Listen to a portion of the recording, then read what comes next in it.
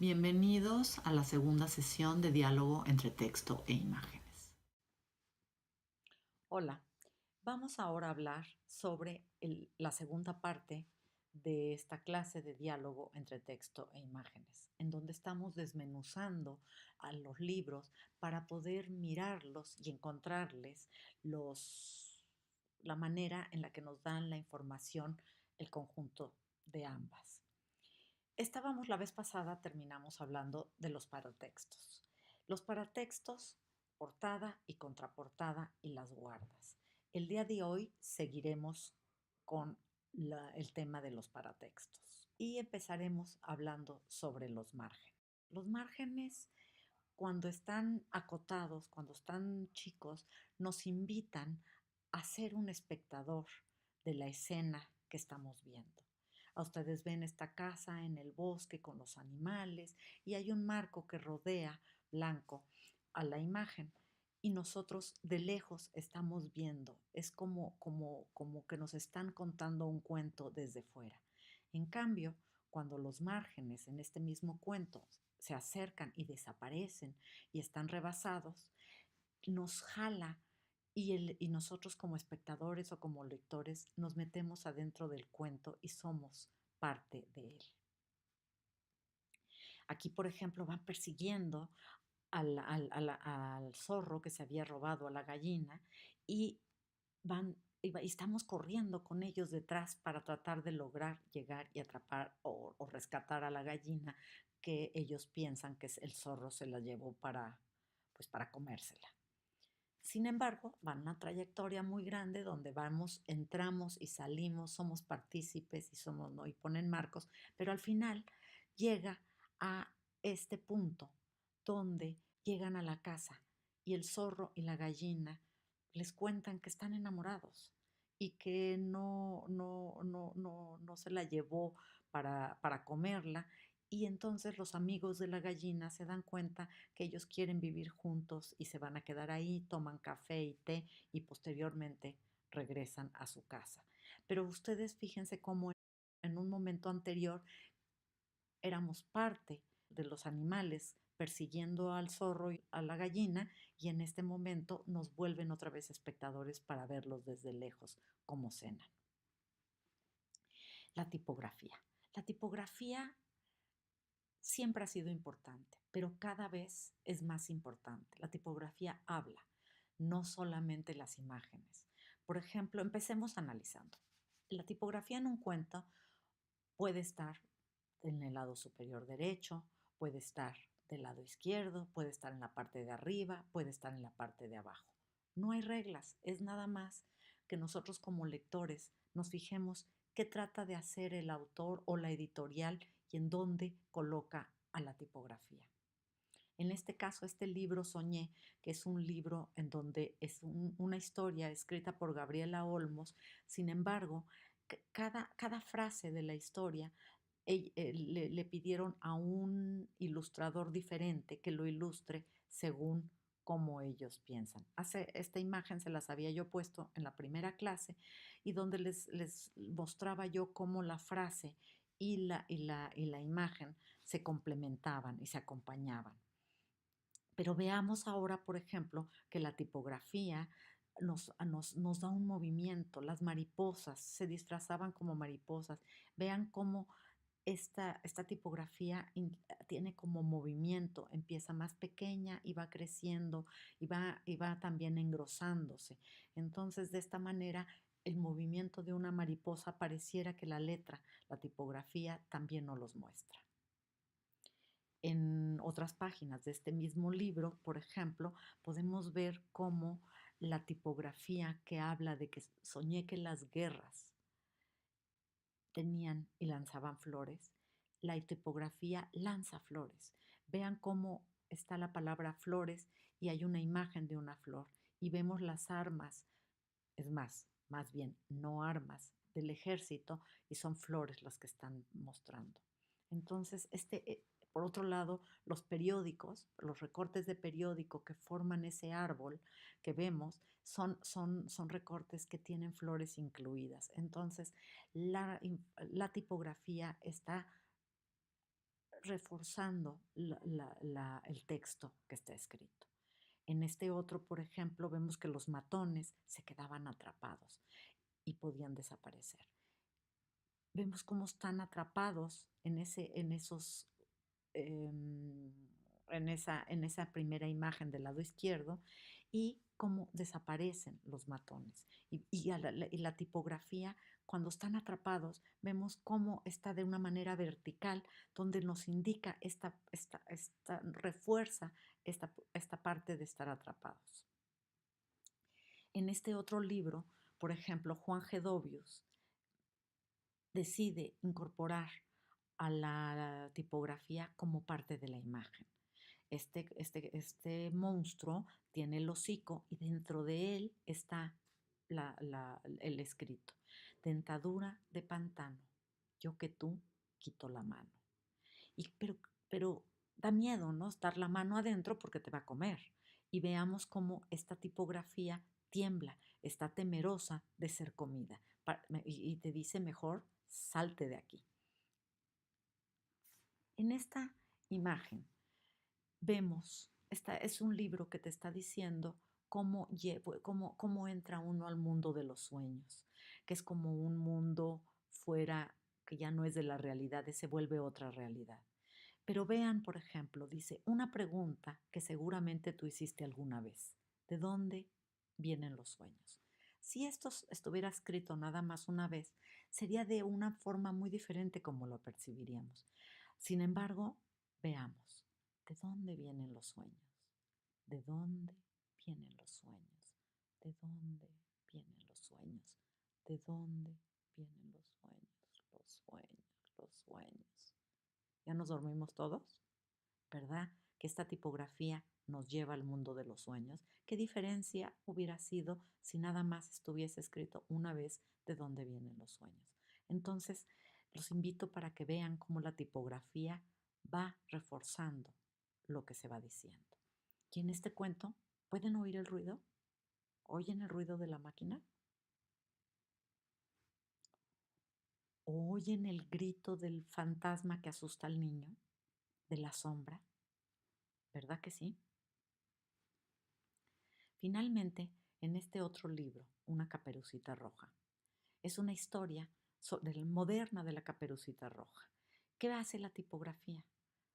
Vean cómo está en negro cuando habla el lobo y está en rojo cuando habla la caperuza.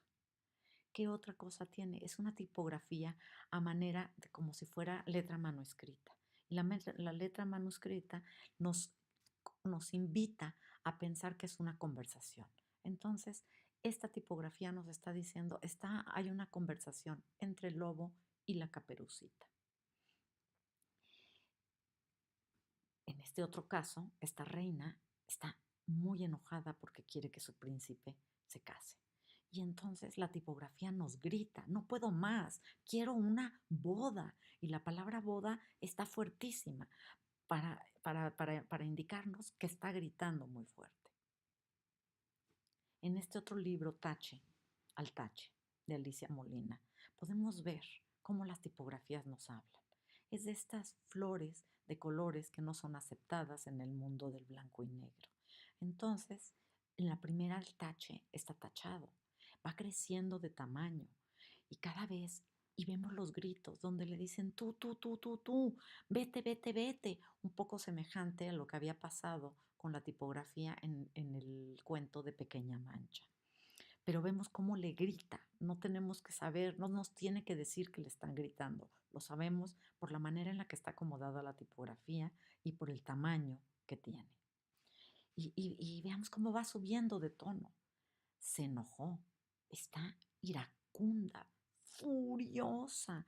Bueno, verdaderamente hasta que explota. Y la tipografía también explotó. Y continúa y la tipografía llora. Vean cómo le salen lágrimas, cómo está llorando de tristeza. Y al final la tipografía es alegre y ya la flor está integrada con todos los demás. Otro tema que quiero abordar con ustedes es la lectura de imágenes. de los álbumes sin palabras. Hasta el momento hablamos de la relación del texto y las imágenes. Sin embargo, ¿qué pasa cuando tenemos una historia que no tiene texto, en donde la historia se va creando a través de la construcción de una imagen a la otra? No es un libro de diccionario donde no hay relación entre una y otra o una descripción de una palabra. No, sí hay una historia, hay un texto implícito que no se dice en palabras, pero que está construido por las imágenes. Por eso es un álbum sin palabras. Por ejemplo, este libro de Flores narra la historia de una niña que va con su papá a un paseo y se topa con flores silvestres y se topa con objetos o personas para las cuales ella recoge unas flores y se las va dejando porque de alguna manera le significaron algo en ese trayecto que va haciendo.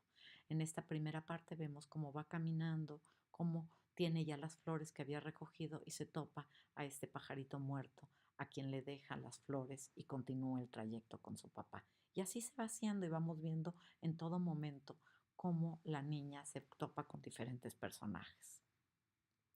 Y llega al parque y está en el parque y ven a una persona recostada. Cuando esta clase la doy presencialmente, pregunto, ¿y entonces qué vemos? Y algunas personas responden una persona acostada y otras personas dicen un pordiosero que está ahí durmiendo. Y entonces yo les contesto y les digo, ¿cómo lo sabes?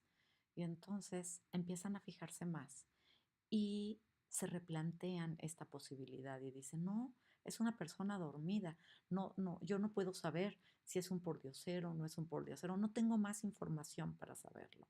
Y entonces les comento cómo cuando nosotros estamos mediando lecturas con niños o con personas, no podemos decir lo que nosotros opinamos. Debemos permitir que sea el lector quien vaya descubriendo y va describiendo lo que ve y nosotros con preguntas como ¿cómo lo sabes? Dejando que exploren, pero nosotros no debemos darles nuestra versión de qué opinamos, porque entonces ya no es una lectura de la otra persona, ya es nuestra lectura puesta de una manera impositiva al lector. Al final del trayecto, la niña llega de regreso a su casa y le da un abrazo a su mamá y le da las últimas flores que tenía recogidas que son para su mamá. Y ahora veamos este otro cuento, Bárbaro. ¿Qué podemos ver?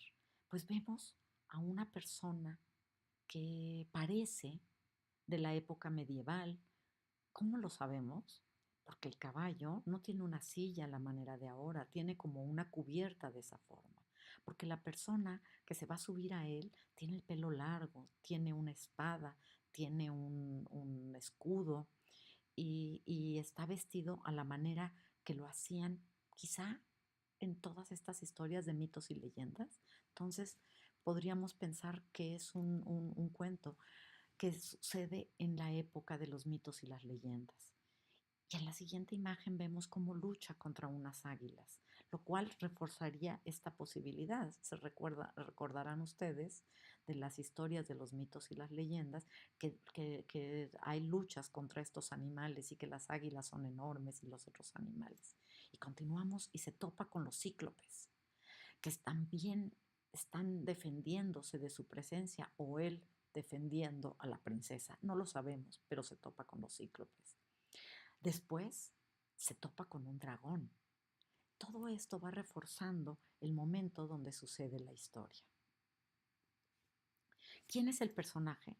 ¿Es de un mundo creíble? Sí, ¿verdad? Sucede en un mundo fantástico, pero nos creemos perfecto esta historia en este mundo. Eso es lo que tiene un libro, un buen libro y unas buenas ilustraciones. Los personajes tienen que ser creíbles. Ahora, ¿quién llega? Pues la mayoría de las personas, cuando les hago esta pregunta, ¿quién es y cómo lo sabemos? Dicen, pues es como un dios, probablemente sea Zeus. ¿Por qué decimos esto? Porque hemos construido la historia del momento en el que está sucediendo. ¿Ok? Y entonces hago un juego. ¿Seguros? ¿Quién es quien está? Y vemos esta imagen.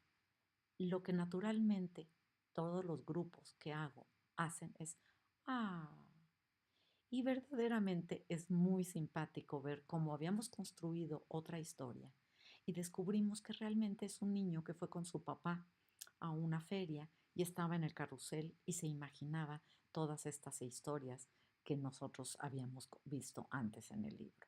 Sin embargo, ¿saben desde dónde tenemos la primera pista? Vean cómo en la portada tenemos el cable que une al carrusel de la parte superior a la parte inferior. Y entonces regresarnos a la portada es descubrir este guiño que el autor nos había hecho antes, pero que nosotros no sabíamos y lo descubrimos al final de la historia.